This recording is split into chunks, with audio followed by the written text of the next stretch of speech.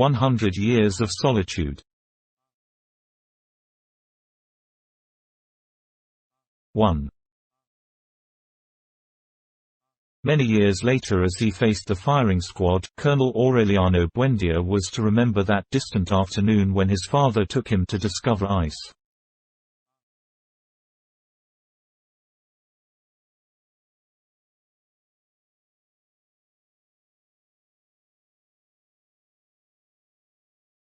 At that time Macondo was a village of 20 adobe houses, built on the bank of a river of clear water that ran along a bed of polished stones, which were white and enormous, like prehistoric eggs.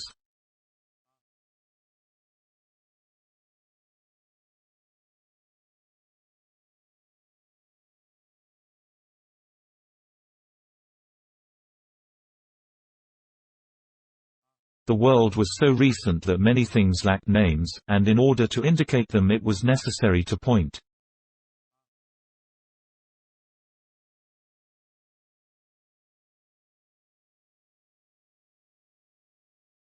Every year during the month of March a family of ragged gypsies would set up their tents near the village, and with a great uproar of pipes and kettledrums they would display new inventions.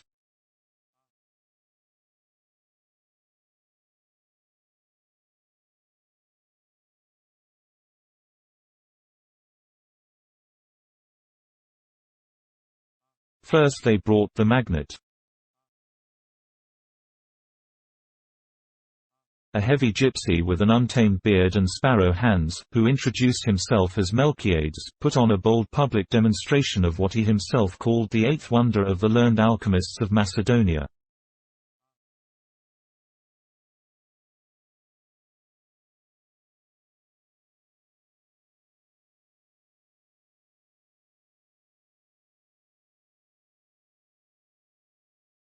He went from house to house dragging 2 metal ingots, and everybody was amazed to see pots, pans, tongs, and braziers tumble down from their places and beams creak from the desperation of nails and screws trying to emerge, and even objects that had been lost for a long time appeared from where they had been searched for most and went dragging along in turbulent confusion behind Melquiades' magical irons.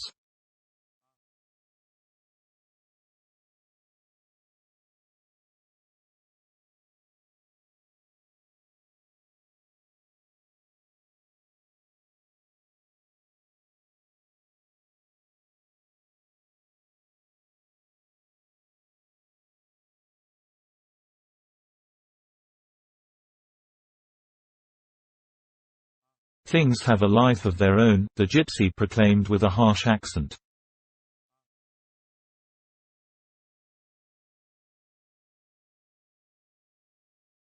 It's simply a matter of waking up their souls.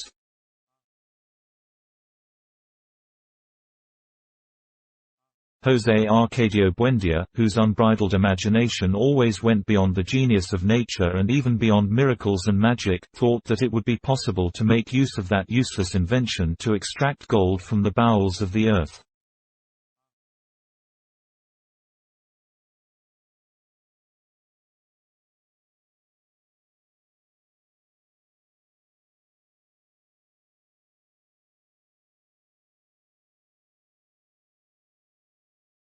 Melquiades, who was an honest man, warned him.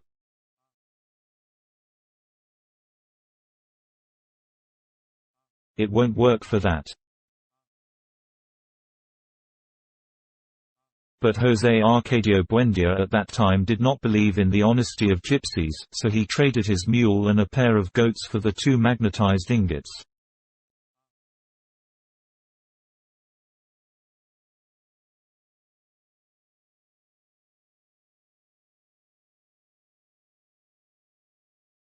Ursula Aguaron, his wife, who relied on those animals to increase their poor domestic holdings, was unable to dissuade him.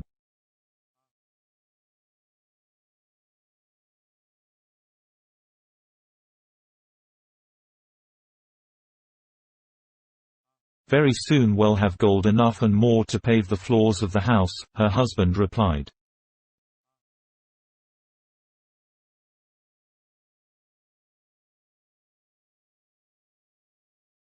For several months he worked hard to demonstrate the truth of his idea.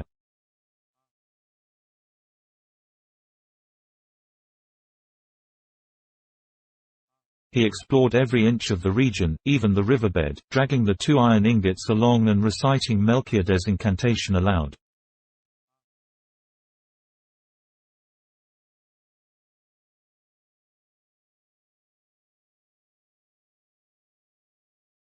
The only thing he succeeded in doing was to unearth a suit of 15th-century armor which had all of its pieces soldered together with rust and inside of which there was the hollow resonance of an enormous stone-filled gourd.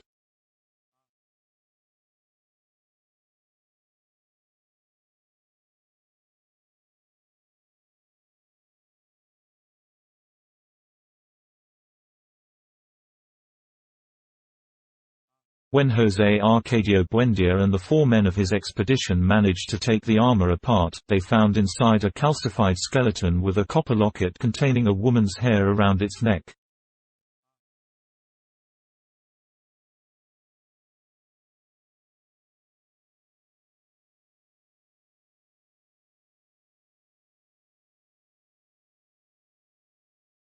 In March the gypsies returned.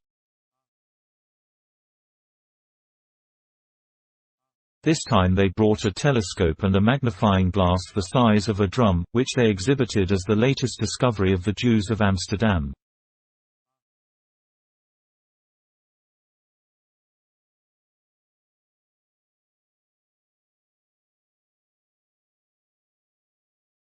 They placed a gypsy woman at one end of the village and set up the telescope at the entrance to the tent.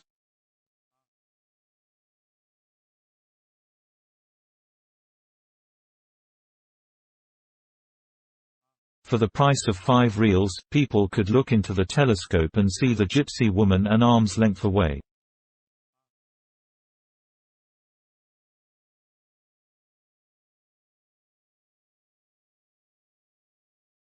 Science has eliminated distance, Melchiades proclaimed.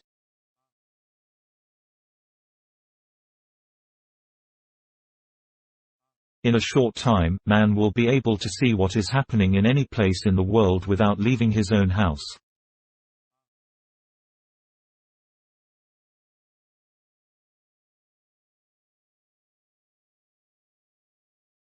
A burning noonday sun brought out a startling demonstration with the gigantic magnifying glass. They put a pile of dry hay in the middle of the street and set it on fire by concentrating the sun's rays.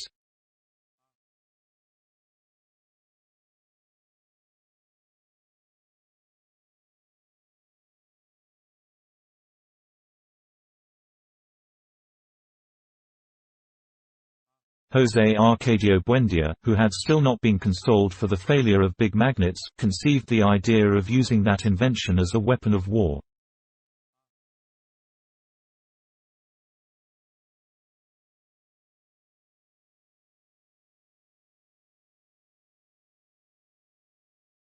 Again Melchiades tried to dissuade him, but he finally accepted the 2 magnetized ingots and 3 colonial coins in exchange for the magnifying glass.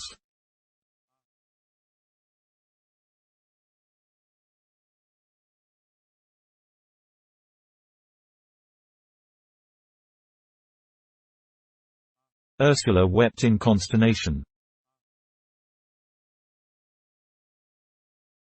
That money was from a chest of gold coins that her father had put together over an entire life of privation and that she had buried underneath her bed in hopes of a proper occasion to make use of it.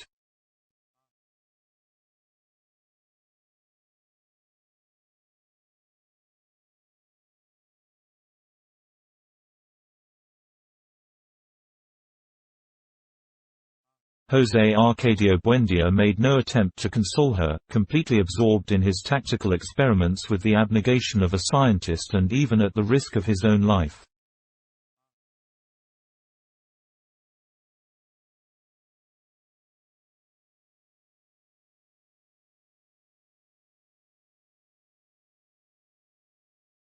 In an attempt to show the effects of the glass on enemy troops, he exposed himself to the concentration of the sun's rays and suffered burns which turned into sores that took a long time to heal.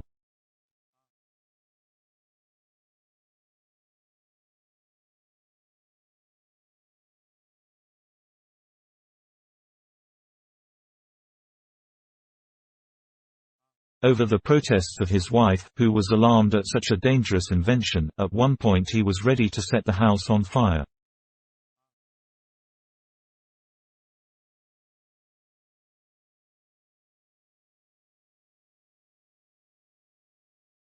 He would spend hours on end in his room, calculating the strategic possibilities of his novel weapon until he succeeded in putting together a manual of startling instructional clarity and an irresistible power of conviction.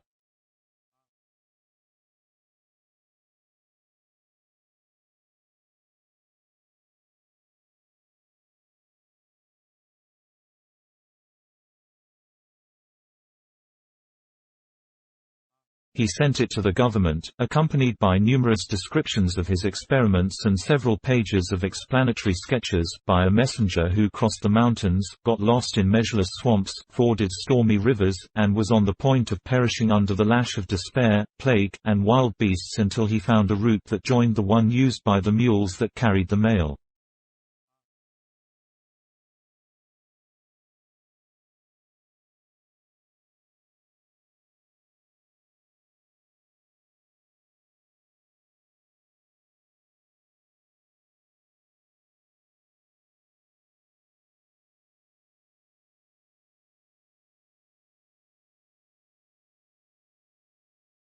In spite of the fact that a trip to the capital was little less than impossible at that time, José Arcadio Buendia promised to undertake it as soon as the government ordered him to, so that he could put on some practical demonstrations of his invention for the military authorities and could train them himself in the complicated art of solar war.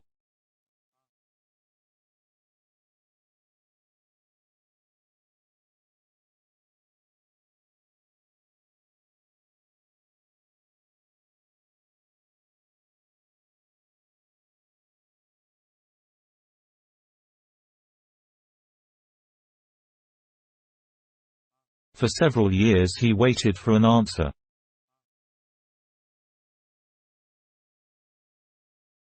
Finally, tired of waiting, he bemoaned to Melquiades the failure of his project, and the gypsy then gave him a convincing proof of his honesty. He gave him back the doubloons in exchange for the magnifying glass, and he left him in addition some Portuguese maps and several instruments of navigation.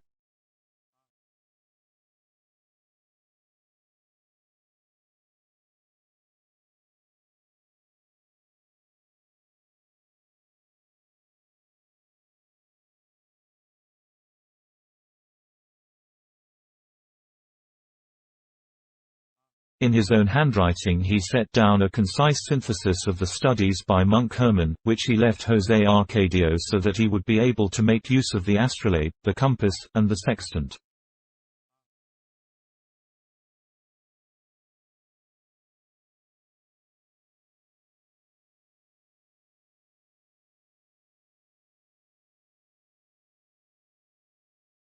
José Arcadio Buendia spent the long months of the rainy season shut up in a small room that he had built in the rear of the house so that no one would disturb his experiments.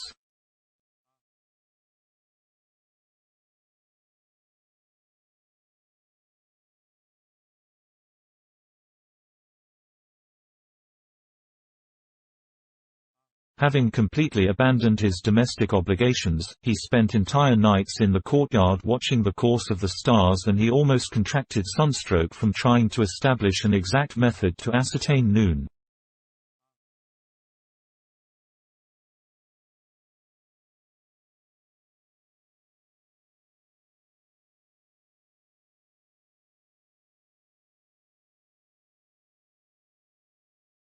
When he became an expert in the use and manipulation of his instruments, he conceived a notion of space that allowed him to navigate across unknown seas, to visit uninhabited territories, and to establish relations with splendid beings without having to leave his study.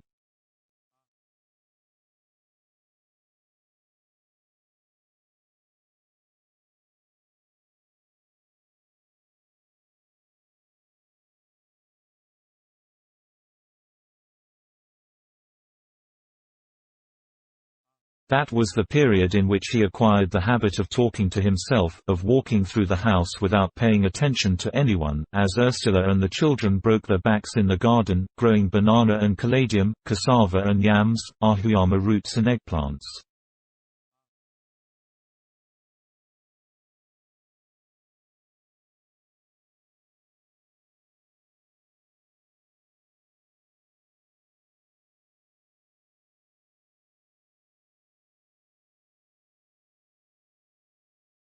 Suddenly, without warning, his feverish activity was interrupted and was replaced by a kind of fascination.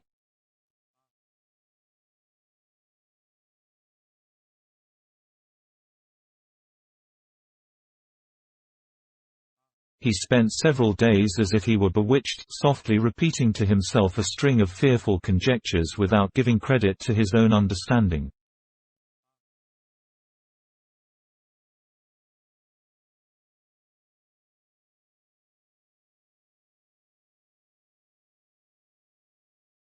Finally, one Tuesday in December, at lunchtime, all at once he released the whole weight of his torment.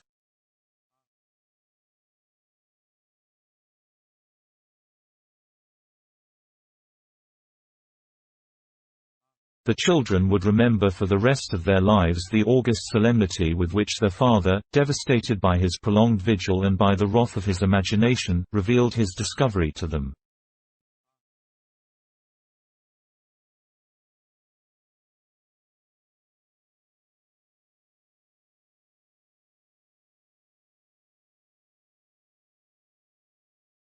The earth is round, like an orange.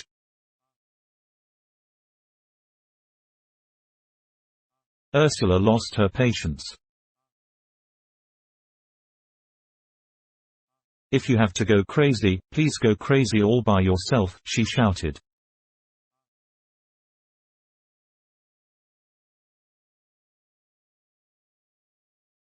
But don't try to put your gypsy ideas into the heads of the children.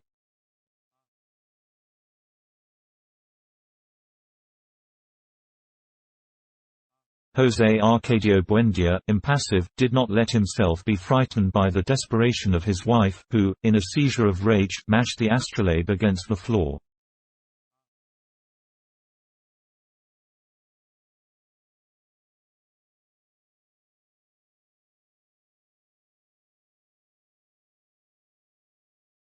He built another one, he gathered the men of the village in his little room, and he demonstrated to them, with theories that none of them could understand, the possibility of returning to where one had set out by consistently sailing east.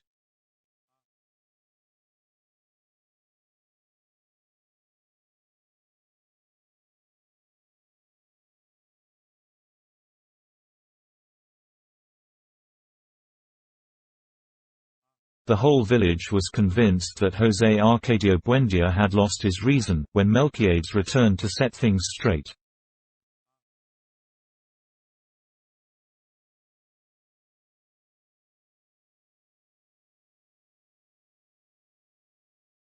He gave public praise to the intelligence of a man who from pure astronomical speculation had evolved a theory that had already been proved in practice, although unknown in Macondo until then, and as a proof of his admiration he made him a gift that was to have a profound influence on the future of the village, the laboratory of an alchemist.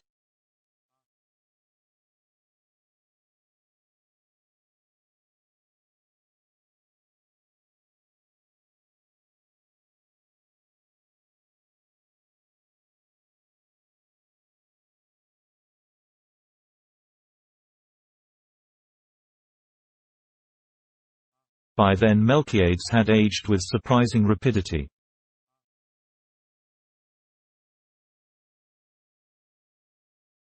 On his first trips he seemed to be the same age as José Arcadio Buendia.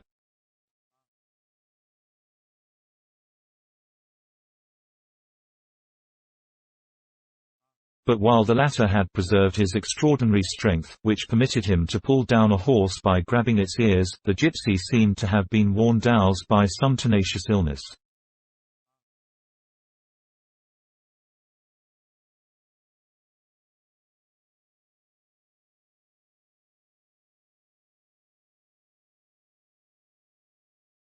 It was, in reality, the result of multiple and rare diseases contracted on his innumerable trips around the world.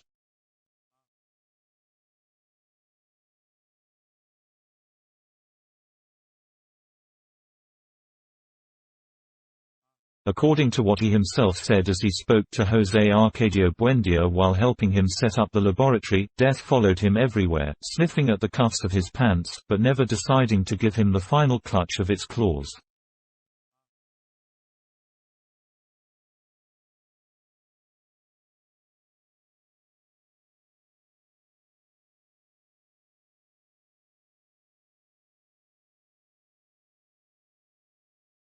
He was a fugitive from all the plagues and catastrophes that had ever lashed mankind.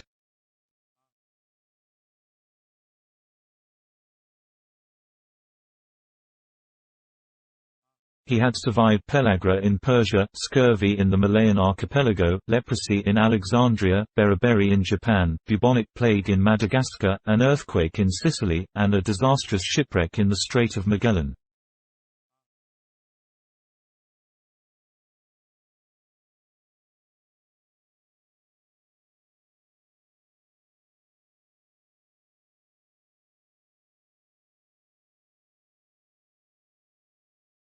That prodigious creature, said to possess the keys of Nostradamus, was a gloomy man, enveloped in a sad aura, with an Asiatic look that seemed to know what there was on the other side of things.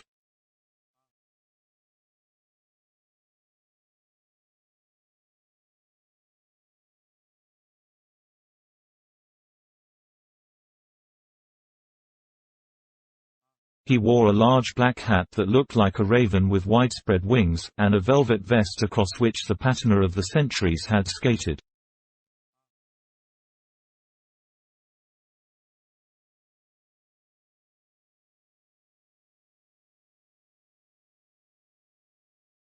But in spite of his immense wisdom and his mysterious breadth, he had a human burden, an earthly condition that kept him involved in the small problems of daily life.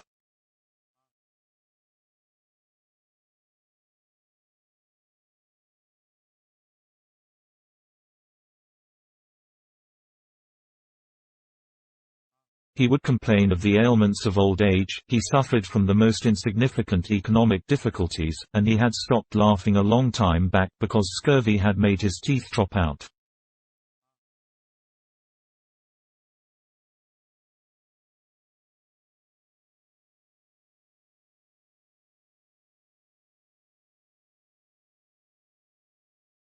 On that suffocating noontime when the gypsy revealed his secrets, José Arcadio Buendia had the certainty that it was the beginning of a great friendship.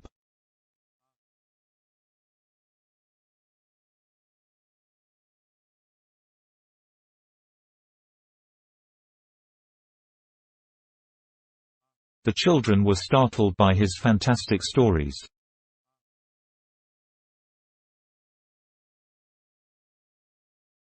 Aureliano, who could not have been more than 5 at the time, would remember him for the rest of his life as he saw him that afternoon, sitting against the metallic and quivering light from the window, lighting up with his deep organ voice the darkest reaches of the imagination, while down over his temples there flowed the grease that was being melted by the heat.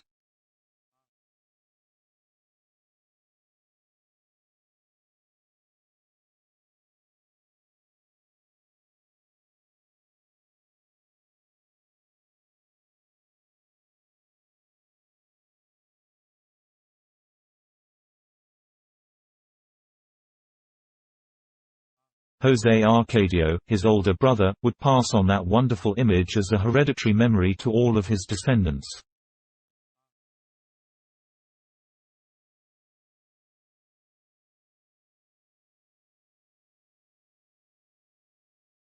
Ursula on the other hand, held a bad memory of that visit, for she had entered the room just as Melquiades had carelessly broken a flask of bichloride of mercury.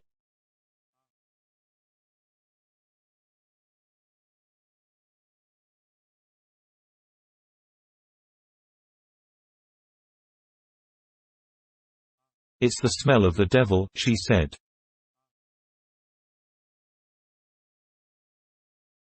"Not at all," Melquiades corrected her.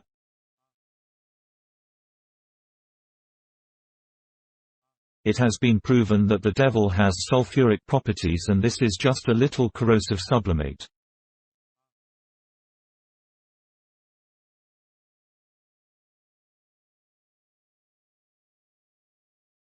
Always didactic, he went into a learned exposition of the diabolical properties of cinnabar, but Ursula paid no attention to him, although she took the children off to pray.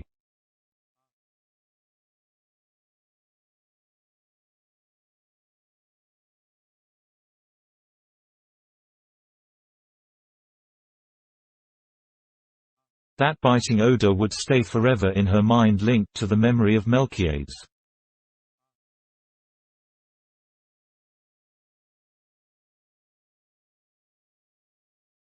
The rudimentary laboratory, in addition to a profusion of pots, funnels, retorts, filters, and sieves, was made up of a primitive water pipe, a glass beaker with a long, thin neck, a reproduction of the philosopher's egg, and a still the gypsies themselves had built in accordance with modern descriptions of the three-armed alembic of Mary the Jew.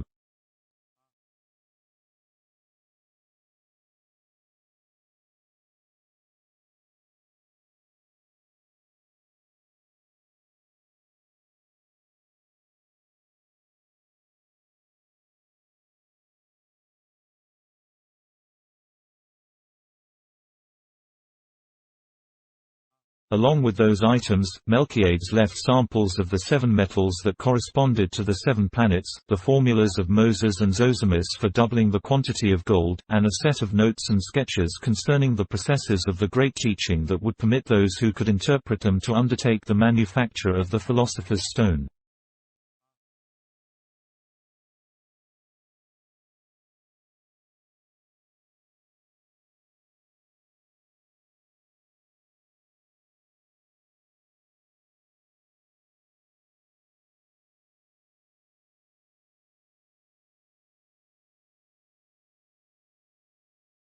Seduced by the simplicity of the formulas to double the quantity of gold, José Arcadio Buendia paid court to Ursula for several weeks so that she would let him dig up her colonial coins and increase them by as many times as it was possible to subdivide mercury.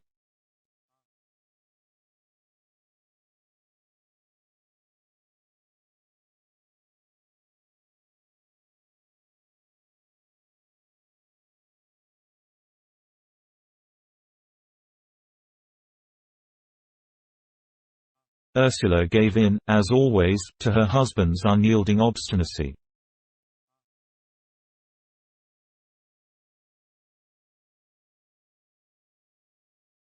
Then José Arcadio Buendia threw 3 doubloons into a pan and fused them with copper filings, orpiment, brimstone, and lead.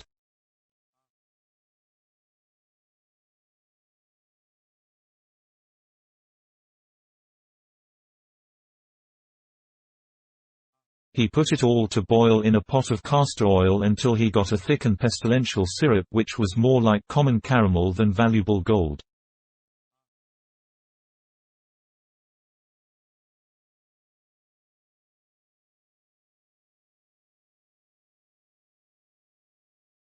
In risky and desperate processes of distillation, melted with the 7 planetary metals, mixed with hermetic mercury and vitriol of Cyprus, and put back to cook in hog fat for lack of any radish oil, Ursula's precious inheritance was reduced to a large piece of burnt hog cracklings that was firmly stuck to the bottom of the pot.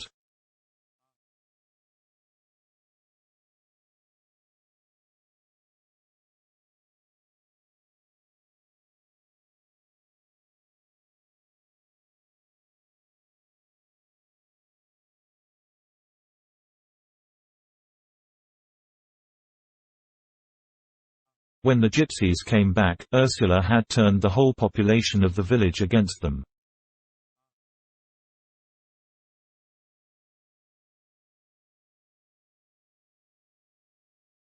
But curiosity was greater than fear. For that time the gypsies went about the town making a deafening noise with all manner of musical instruments while a hawker announced the exhibition of the most fabulous discovery of the nation scenes.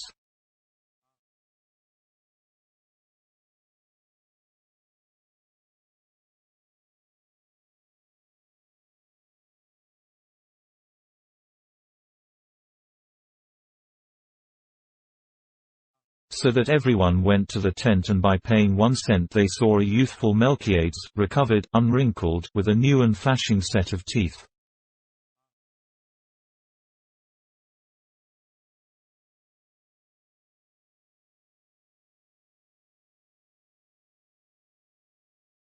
Those who remembered his gums that had been destroyed by scurvy, his flaccid cheeks, and his withered lips trembled with fear at the final proof of the gypsies' supernatural power.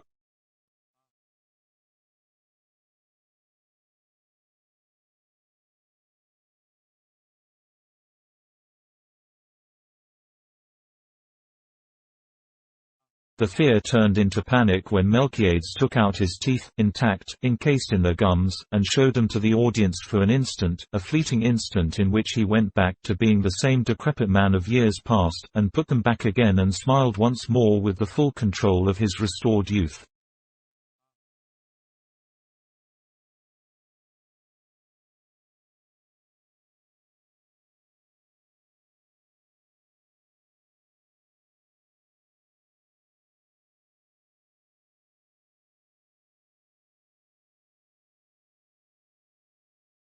Even José Arcadio Buendia himself considered that Melquiades' knowledge had reached unbearable extremes, but he felt a healthy excitement when the gypsy explained to him the workings of his false teeth.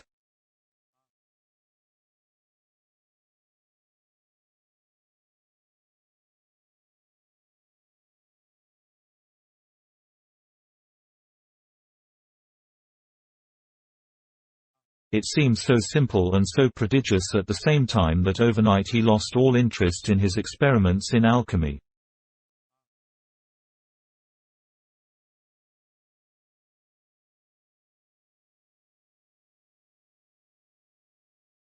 He underwent a new crisis of bad humor.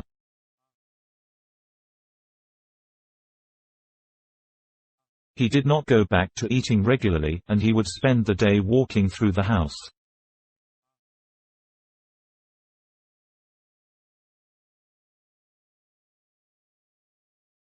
"Incredible things are happening in the world," he said to Ursula.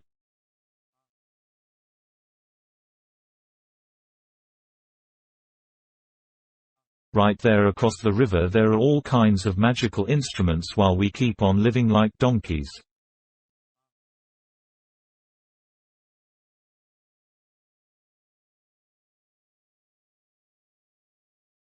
Those who had known him since the foundation of Macondo were startled at how much he had changed under Melquiades' influence.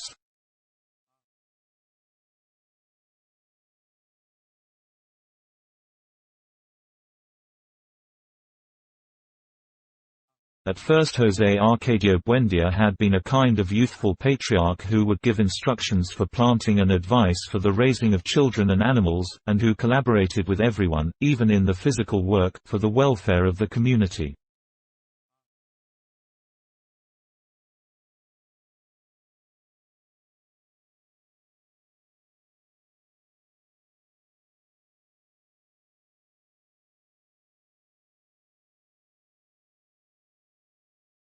Since his house from the very first had been the best in the village, the others had been built in its image and likeness.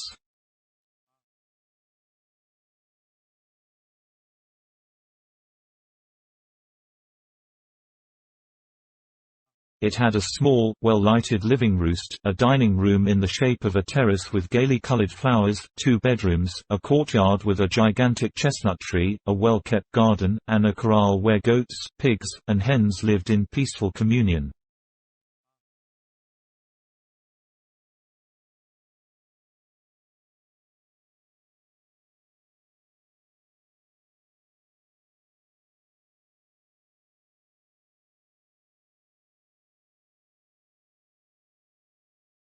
The only animals that were prohibited, not just in his house but in the entire settlement, were fighting cocks.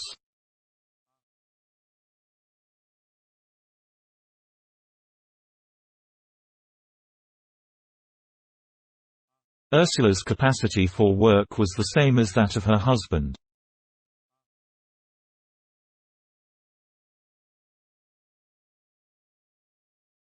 Active, small, severe, that woman of unbreakable nerves who at no moment in her life had been heard to sing seemed to be everywhere, from dawn until quite late at night, always pursued by the soft whispering of her stiff, starched petticoats.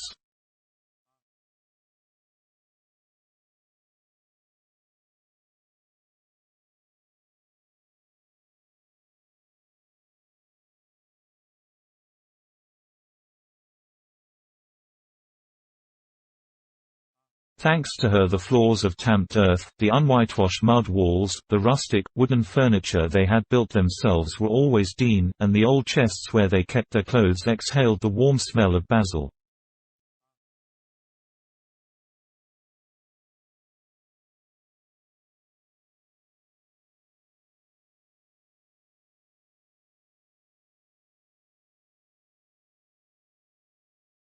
José Arcadio Buendia, who was the most enterprising man ever to be seen in the village, had set up the placement of the houses in such a way that from all of them one could reach the river and draw water with the same effort, and he had lined up the streets with such good sense that no house got more sun than another during the hot time of day.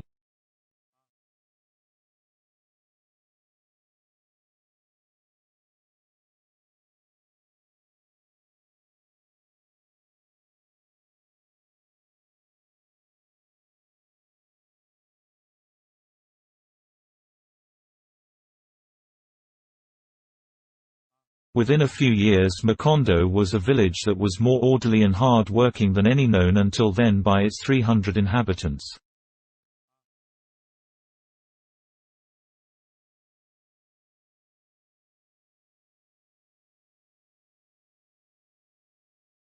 It was a truly happy village where no one was over 30 years of age and where no one had died.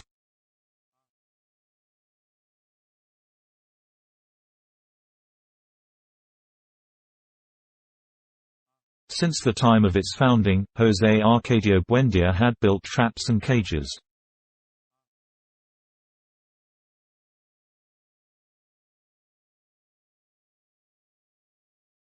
In a short time he filled not only his own house but all of those in the village with troupials, canaries, bee-eaters, and redbreasts.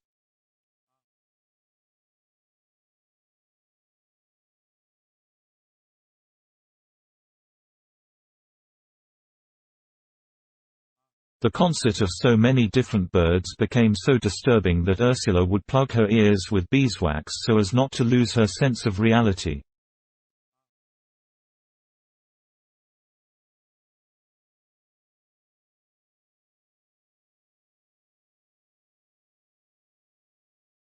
The first time that Melquiades' tribe arrived, selling glass balls for headaches, everyone was surprised that they had been able to find that village lost in the drowsiness of the swamp, and the gypsies confessed that they had found their way by the song of the birds.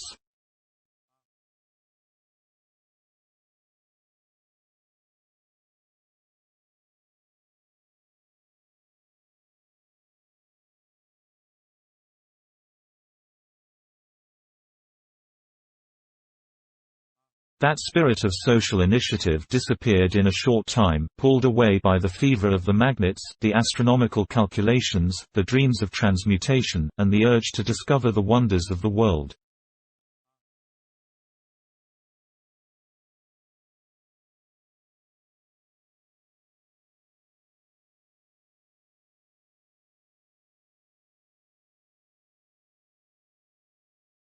From a clean and active man, José Arcadio Buendia changed into a man lazy in appearance, careless in his dress, with a wild beard that Ursula managed to trim with great effort and a kitchen knife.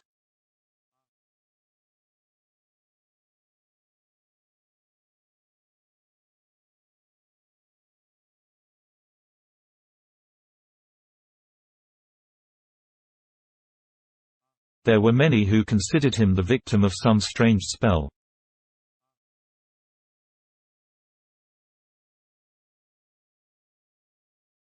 But even those most convinced of his madness left work and family to follow him when he brought out his tools to clear the land and asked the assembled group to open a way that would put Macondo in contact with the great inventions.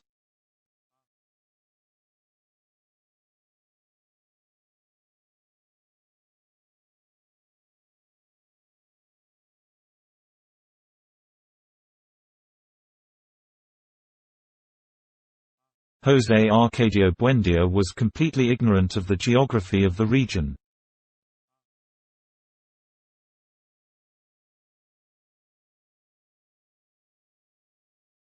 He knew that to the east there lay an impenetrable mountain chain and that on the other side of the mountains there was the ardent city of Riohacha, where in times past, according to what he had been told by the first Aureliano Buendia, his grandfather, Sir Francis Drake had gone crocodile hunting with S. Annans and that he repaired hem and stuffed them with straw to bring to Queen Elizabeth.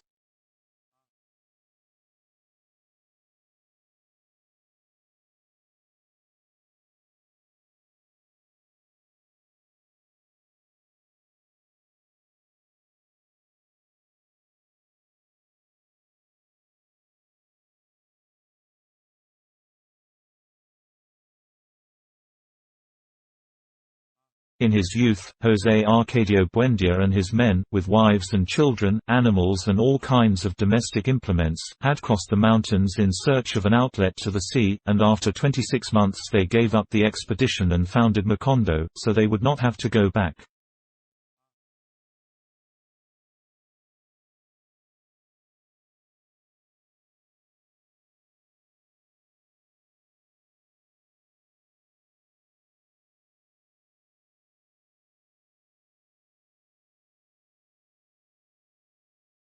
It was, therefore, a route that did not interest him, for it could lead only to the past.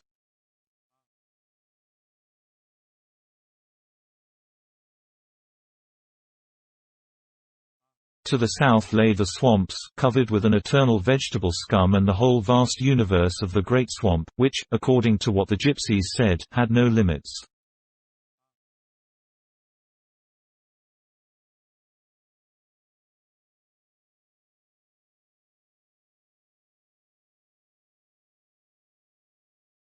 The Great Swamp in the west mingled with a boundless extension of water where there were soft-skinned cetaceans that had the head and torso of a woman, causing the ruination of sailors with the charm of their extraordinary breasts.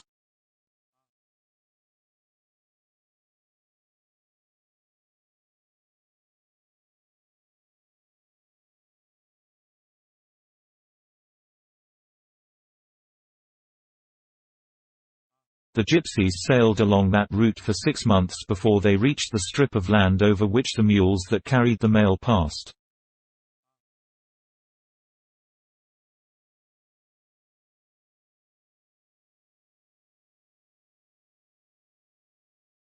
According to José Arcadio Buendia's calculations, the only possibility of contact with civilization lay along the northern route.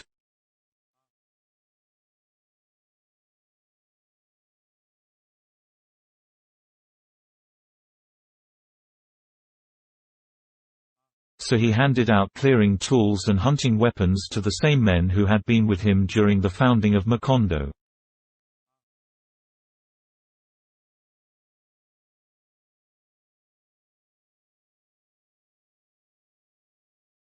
He threw his directional instruments and his maps into a knapsack, and he undertook the reckless adventure.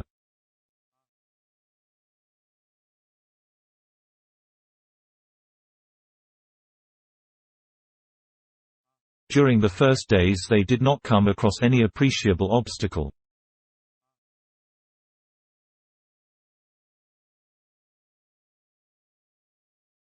They went down along the stony bank of the river to the place where years before they had found the soldiers' armor, and from there they went into the woods along a path between wild orange trees.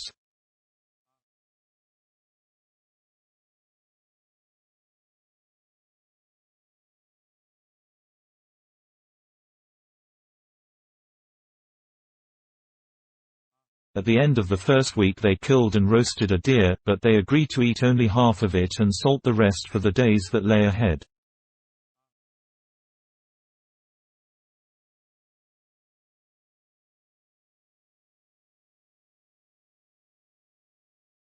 With that precaution they tried to postpone the necessity of having to eat macaws, whose blue flesh had a harsh and musky taste.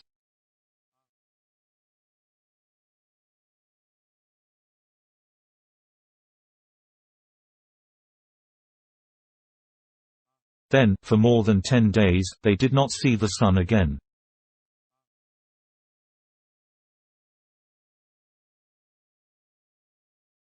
The ground became soft and damp, like volcanic ash, and the vegetation was thicker and thicker, and the cries of the birds and the uproar of the monkeys became more and more remote, and the world became eternally sad.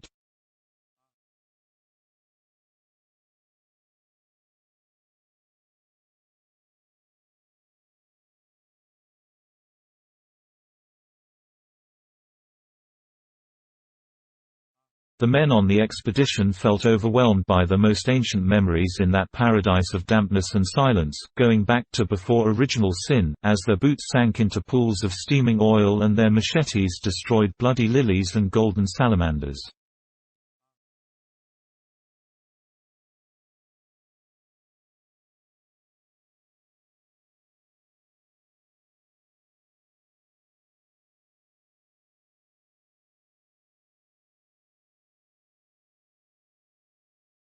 For a week, almost without speaking, they went ahead like sleepwalkers through a universe of grief, lighted only by the tenuous reflection of luminous insects, and their lungs were overwhelmed by a suffocating smell of blood.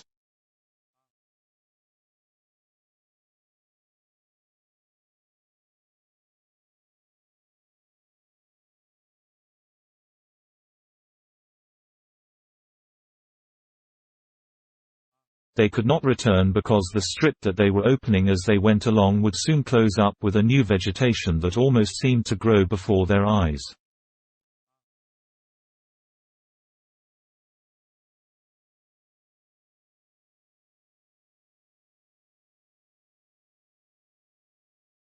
"It's all right," José Arcadio Buendia would say.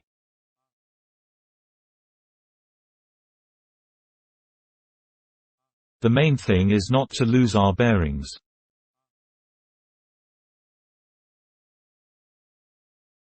Always following his compass, he kept on guiding his men toward the invisible north so that they would be able to get out of that enchanted region.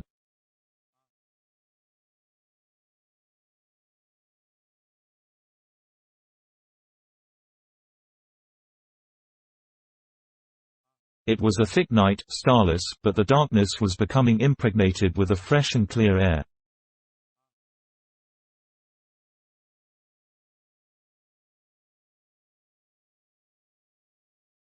Exhausted by the long crossing, they hung up their hammocks and slept deeply for the first time in 2 weeks.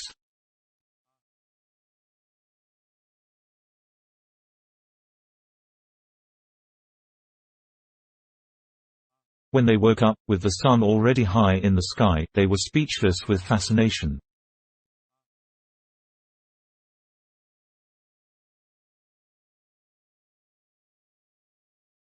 Before them, surrounded by ferns and palm trees, white and powdery in the silent morning light, was an enormous Spanish galleon.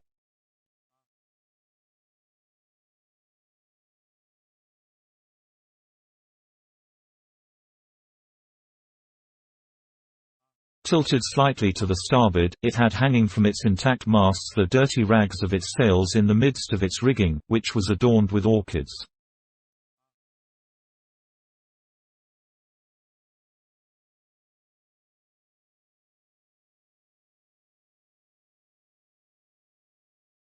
The hull, covered with an armor of petrified barnacles and soft moss, was firmly fastened into a surface of stones.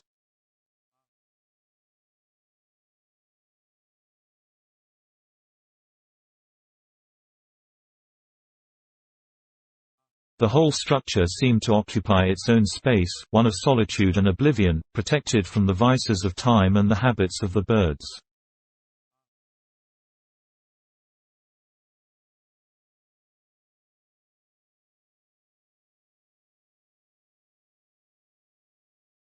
Inside, where the expeditionaries explored with careful intent, there was nothing but a thick forest of flowers.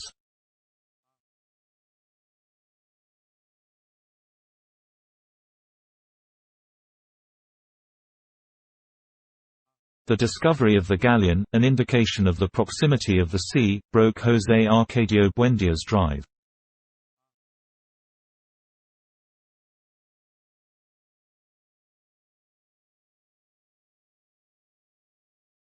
He considered it a trick of his whimsical fate to have searched for the sea without finding it, at the cost of countless sacrifices and suffering, and to have found it all of a sudden without looking for it, as if it lay across his path like an insurmountable object.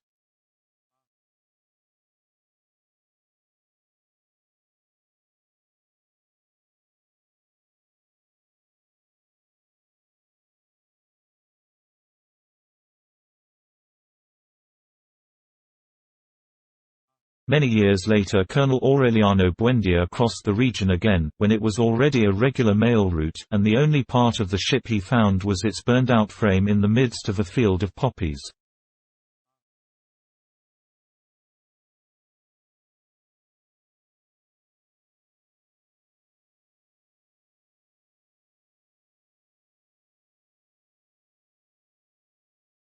Only then, convinced that the story had not been some product of his father's imagination, did he wonder how the galleon had been able to get inland to that spot.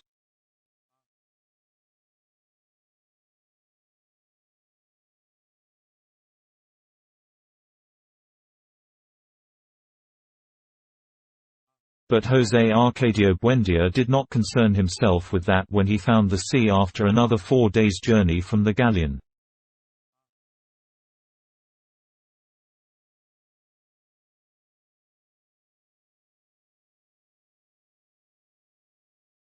His dreams ended as he faced that ashen, foamy, dirty sea, which had not merited the risks and sacrifices of the adventure.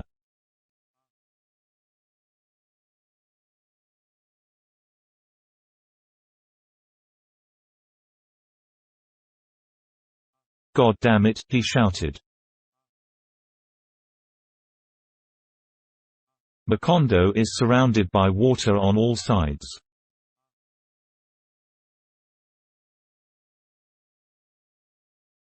The idea of a peninsula Macondo prevailed for a long time, inspired by the arbitrary map that José Arcadio Buendia sketched on his return from the expedition.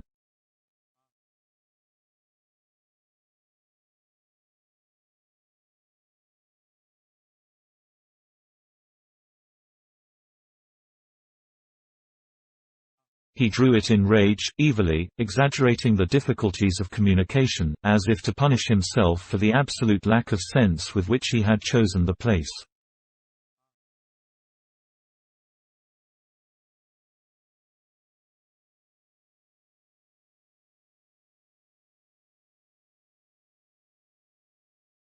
"We'll never get anywhere," he lamented to Ursula.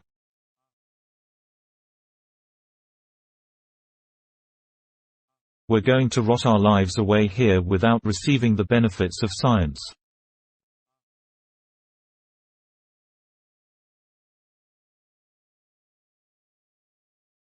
That certainty, mulled over for several months in the small room he used as his laboratory, brought him to the conception of the plan to move Macondo to a better place.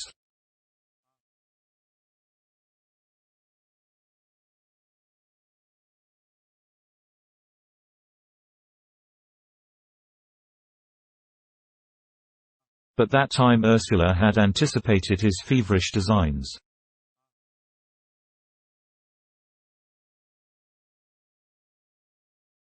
With the secret and implacable labor of a small ant, she predisposed the women of the village against the flightiness of their husbands, who were already preparing for the move.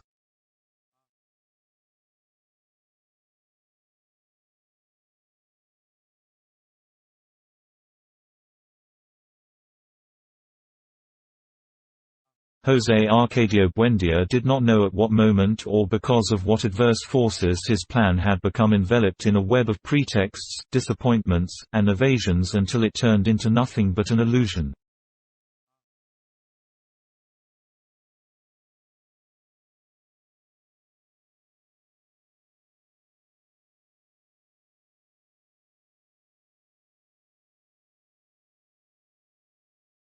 Ursula watched him with innocent attention and even felt some pity for him on the morning when she found him in the back room muttering about his plans for moving as he placed his laboratory pieces in their original boxes.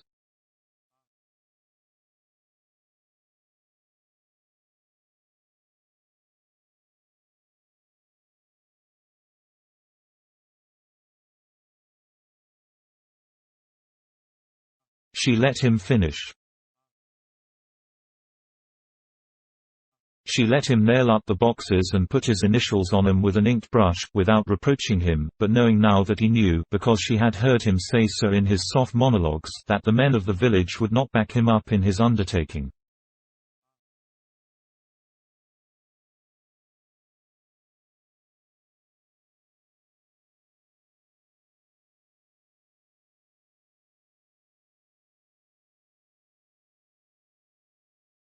Only when he began to take down the door of the room did Ursula dare ask him what he was doing, and he answered with a certain bitterness.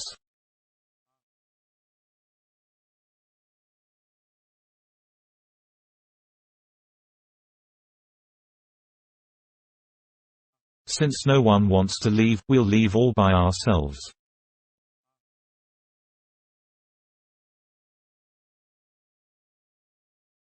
Ursula did not become upset.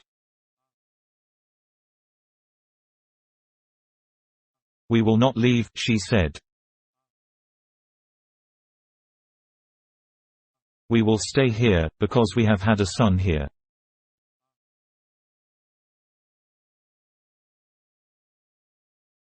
"We have still not had a death," he said.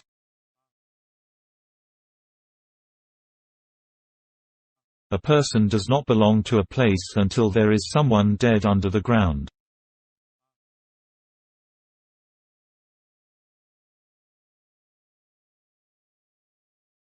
Ursula replied with a soft firmness.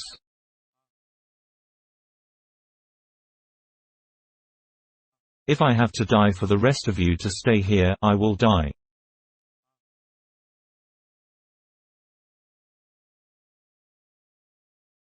José Arcadio Buendia had not thought that his wife's will was so firm.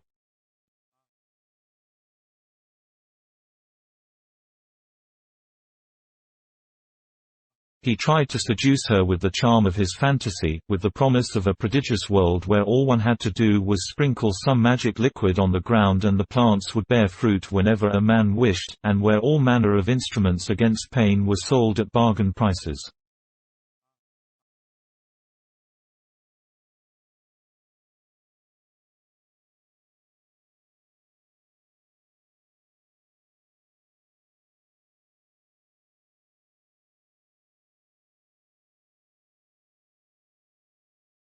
But Ursula was insensible to his clairvoyance.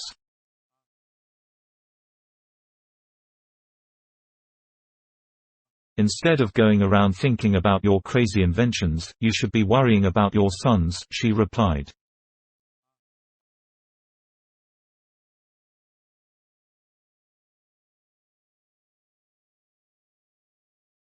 "Look at the state they're in, running wild just like donkeys."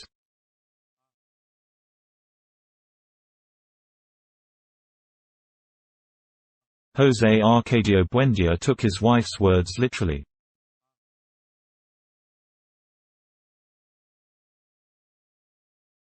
He looked out the window and saw the barefoot children in the sunny garden, and he had the impression that only at that instant had they begun to exist, conceived by Ursula's spell.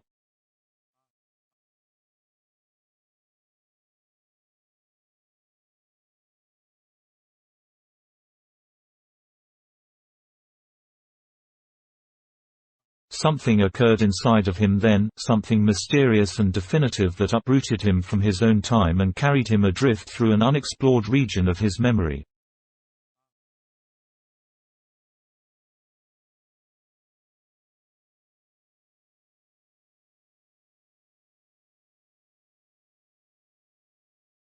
While Ursula continued sweeping the house, which was safe now from being abandoned for the rest of her life, he stood there with an absorbed look, contemplating the children until his eyes became moist and he dried them with the back of his hand, exhaling a deep sigh of resignation.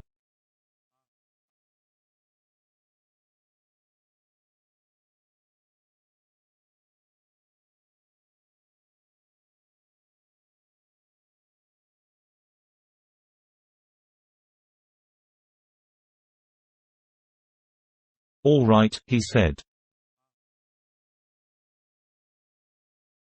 "Tell them to come help me take the things out of the boxes."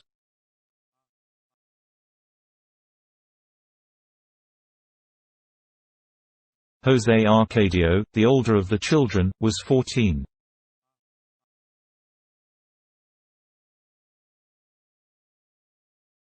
He had a square head, thick hair, and his father's character.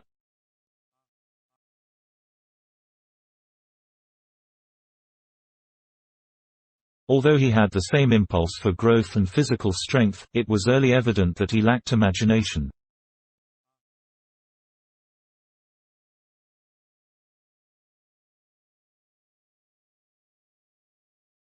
He had been conceived and born during the difficult crossing of the mountains, before the founding of Macondo, and his parents gave thanks to heaven when they saw he had no animal features.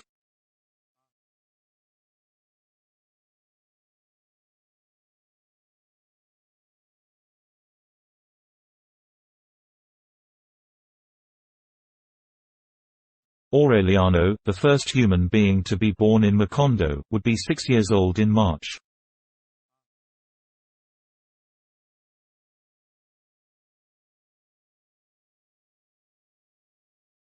He was silent and withdrawn.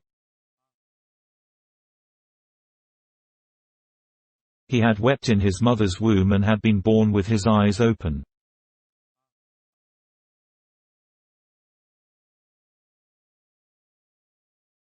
As they were cutting the umbilical cord, he moved his head from side to side, taking in the things in the room and examining the faces of the people with a fearless curiosity.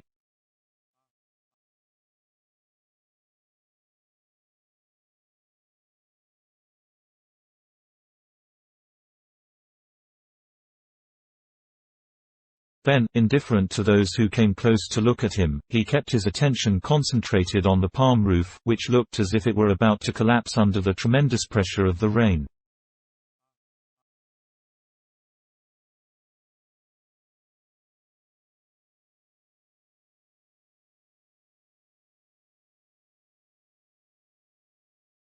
Ursula did not remember the intensity of that look again until one day when little Aureliano, at the age of 3, went into the kitchen at the moment she was taking a pot of boiling soup from the stove and putting it on the table.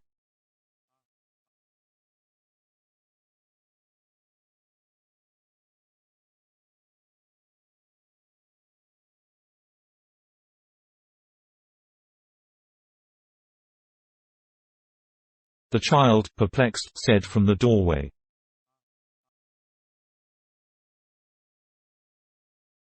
"It's going to spill."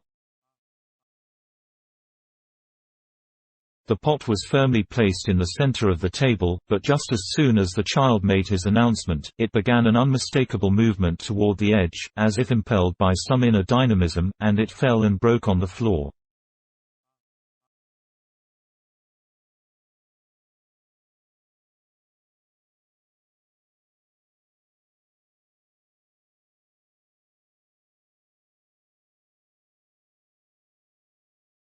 Ursula, alarmed, told her husband about the episode, but he interpreted it as a natural phenomenon.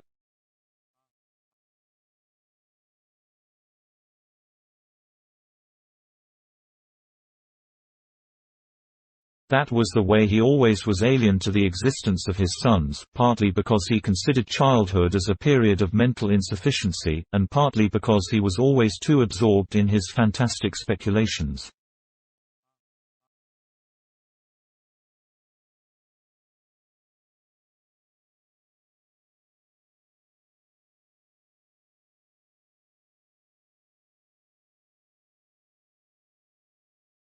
But since the afternoon when he called the children in to help him unpack the things in the laboratory, he gave them his best hours.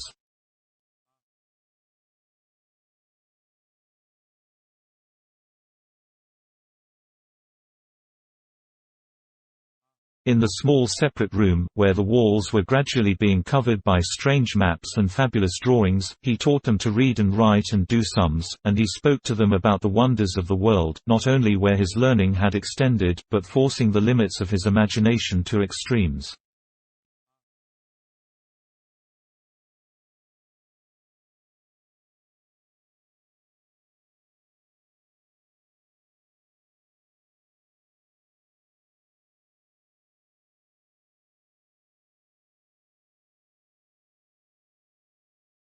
It was in that way that the boys ended up learning that in the southern extremes of Africa there were men so intelligent and peaceful that their only pastime was to sit and think, and that it was possible to cross the Aegean Sea on foot by jumping from island to island all the way to the port of Salonika.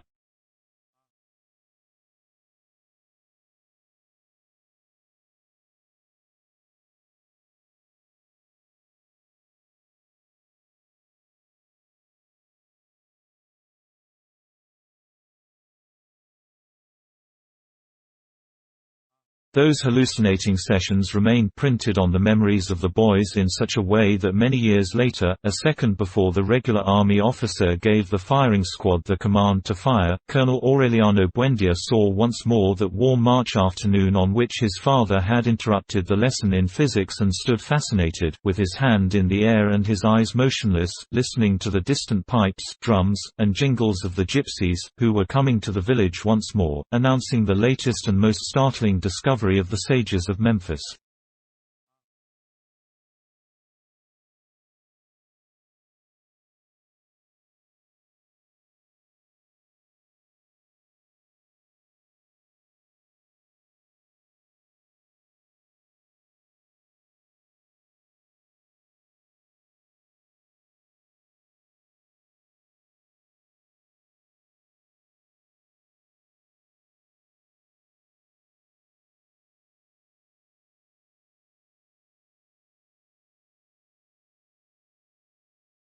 They were new gypsies, young men and women who knew only their own language, handsome specimens with oily skins and intelligent hands, whose dances and music sowed a panic of uproarious joy through the streets, with parrots painted all colors reciting Italian arias, and a hen who laid 100 golden eggs to the sound of a tambourine, and a trained monkey who read minds, and the multi-use machine that could be used at the same time to sew on buttons and reduce fevers, and the apparatus to make a person forget his bad memories, and a poultice to lose time, and 1,000 more inventions so ingenious and unusual that José Arcadio Buendia must have wanted to invent a memory machine so that he could remember them all.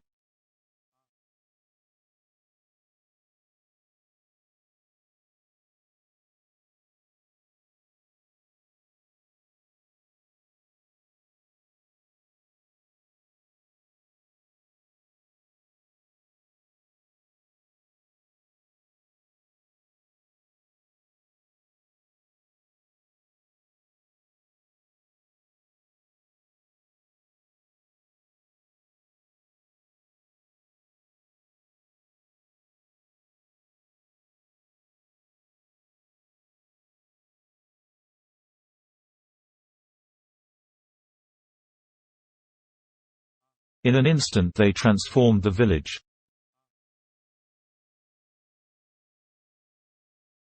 The inhabitants of Macondo found themselves lost in their own streets, confused by the crowded fair.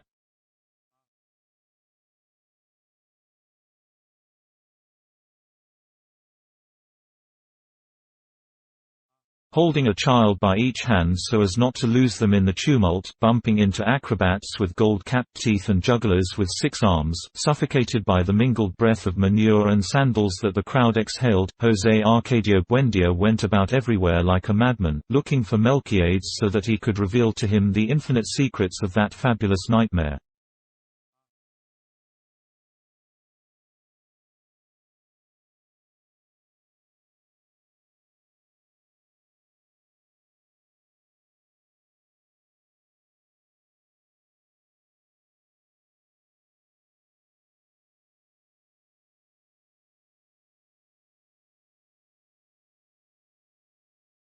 He asked several gypsies, who did not understand his language.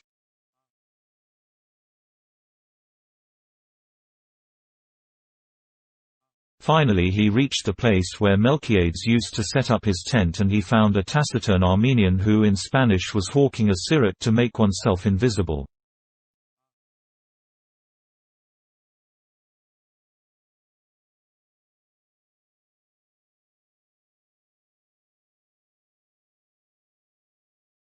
He had drunk down a glass of the amber substance in one gulp as José Arcadio Buendia elbowed his way through the absorbed group that was witnessing the spectacle, and was able to ask his question.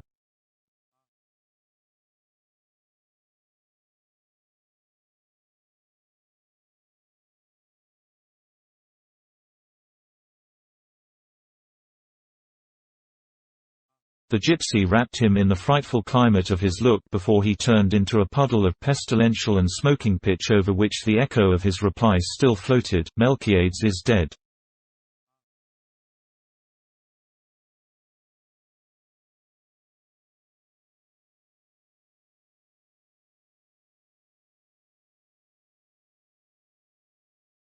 Upset by the news, José Arcadio Buendia stood motionless, trying to rise above his affliction, until the group dispersed, called away by other artificers, and the puddle of the taciturn Armenian evaporated completely.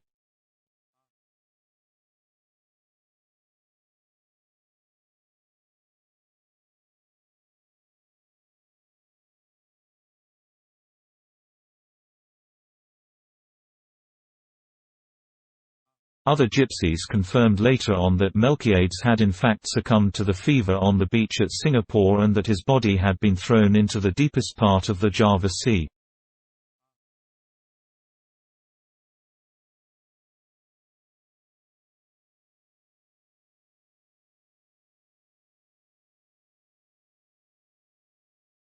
The children had no interest in the news.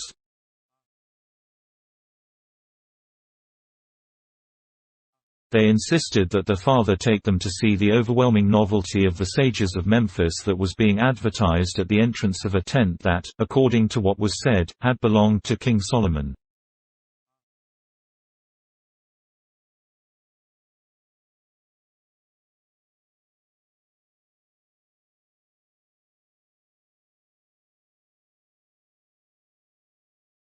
They insisted so much that José Arcadio Buendia paid the 30 reals and led him into the center of the tent, where there was a giant with a hairy torso and a shaved head, with a copper ring in his nose and a heavy iron chain on his ankle, watching over a pirate chest.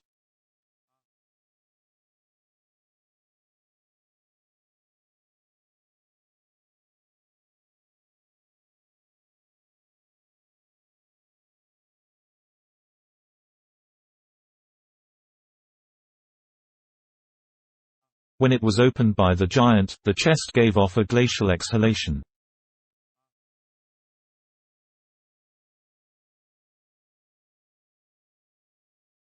Inside there was only an enormous, transparent block with infinite internal needles in which the light of the sunset was broken up into colored stars.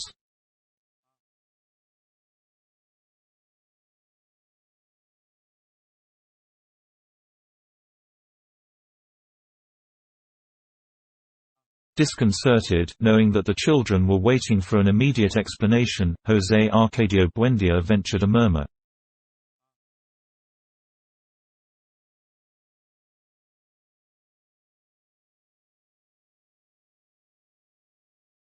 It's the largest diamond in the world.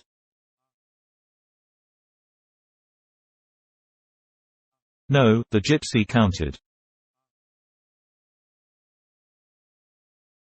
It's ice. José Arcadio Buendia, without understanding, stretched out his hand toward the cake, but the giant moved it away.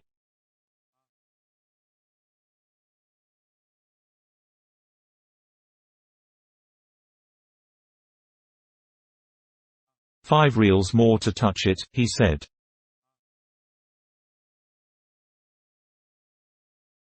José Arcadio Buendia paid him and put his hand on the ice and held it there for several minutes as his heart filled with fear and jubilation at the contact with mystery.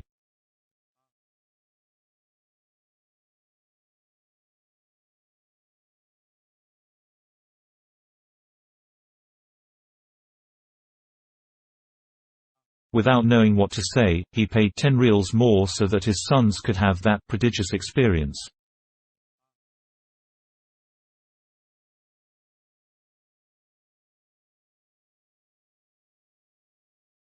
Little José Arcadio refused to touch it.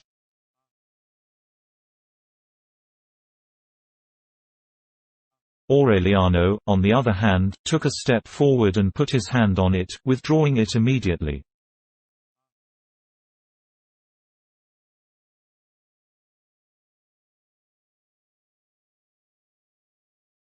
"It's boiling," he exclaimed, startled.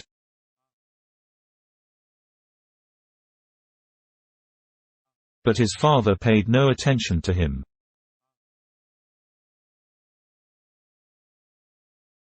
Intoxicated by the evidence of the miracle, he forgot at that moment about the frustration of his delirious undertakings and Melchiades' body, abandoned to the appetite of the squids.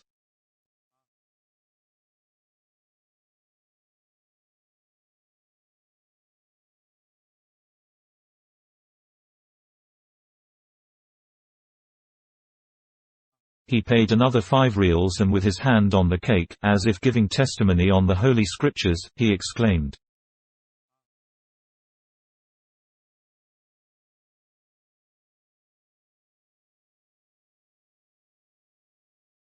"This is the great invention of our time.